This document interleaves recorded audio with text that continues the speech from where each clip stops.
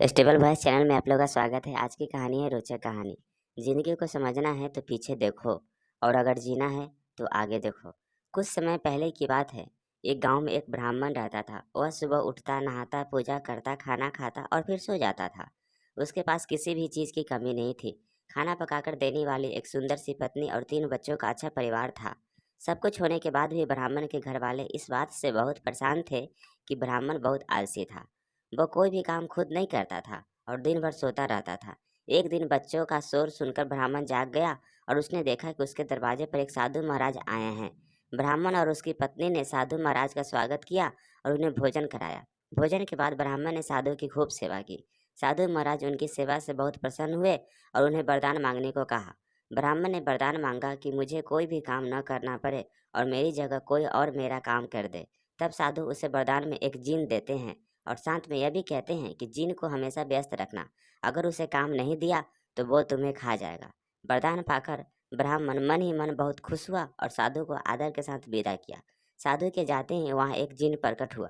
पहले तो ब्राह्मण उसे देखकर डर जाता है, लेकिन जैसे ही वो ब्राह्मण से काम मांगता है तब ब्राह्मण का डर दूर हो जाता है और वो उसे पहला काम खेत जोतने को देता है। जिन वहाँ से गायब हो जाता है और ब्राह्मण की खुशी का ठिकाना नहीं रहता। कुछ ही देर में जिन फिर आ जाता है और बोलता है कि खेत जोत दिया, दूसरा काम दीजिए। ब्राह्मण सोचता है कि इतना बड़ा खेत इसने इतनी जल्दी कैसे जोत दिया। ब्राह्मण इतना सोच ही रहा था कि जिन बोलता है कि जल्दी मुझे काम बताओ, नहीं तो मैं आपको खा जाऊंगा। ब्राह्मण डर जाता है और बोलता है कि जाकर खेतों में सिंचाई करो। जिन फिर वहां से गायब हो जाता है और थोड़ी ही देर में फिर आ जाता है। जिन आकर बोलता है कि खेतों की सिंचाई हो गई, अब अगला काम बताइए। ब्राह्मण एक एक कर सभी काम बताया जाता है। जिन उसे चुटकियों में पूरा कर देता है। ब्राह्मण की पत्नी यह सब देख ही रही थी और अपने पत्नी की आलसीपन पर चिंता करने लगी। शाम होने के पहले ही जिन सभी काम कर देता था। सब काम करने के बाद जिन ब्राह्मण के पास आ जाता और बोलता कि अगला काम बताइए, नहीं तो मैं आपको खा जाऊंगा। अब ब्राह्मण के पास कोई भी काम नहीं बचा जो उसे करने के लिए कह सके। उसे चिंता होने लगी और वह बहुत डर जाता है। जब ब्राह्मण की पत्नी अपने पति को डरा हुआ देखती है तो अपने पति को इस संकट से निकालने के बारे में सोचने लगती है। वह ब्राह्मण से बोलती है कि स्वामी, अगर आप मुझे वचन देंगे कि आप कोई आलस नहीं करेंगे और अपने सभी काम खुद करेंगे तो मैं इस जिन को काम दे सकती हूँ। इस पर ब्राह्मण सोचता है कि पता नहीं यह क्या काम देगी। अपनी जान बचाने के लिए ब्राह्मण अपनी पत्नी को वचन दे देता है।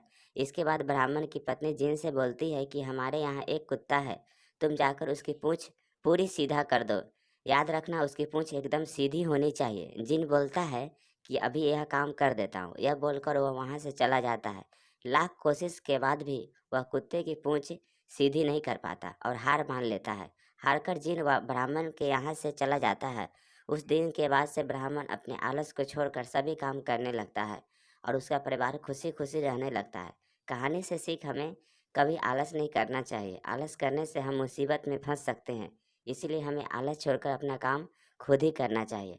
कैसा लगा यह शॉर्ट मोटिवेशन स्टोरी कमेंट करके ज़रूर बताएं और इस चैनल पे नए हैं तो कृपया इसे लाइक, शेयर और सब्सक्राइब कर लीजिए। Thank you.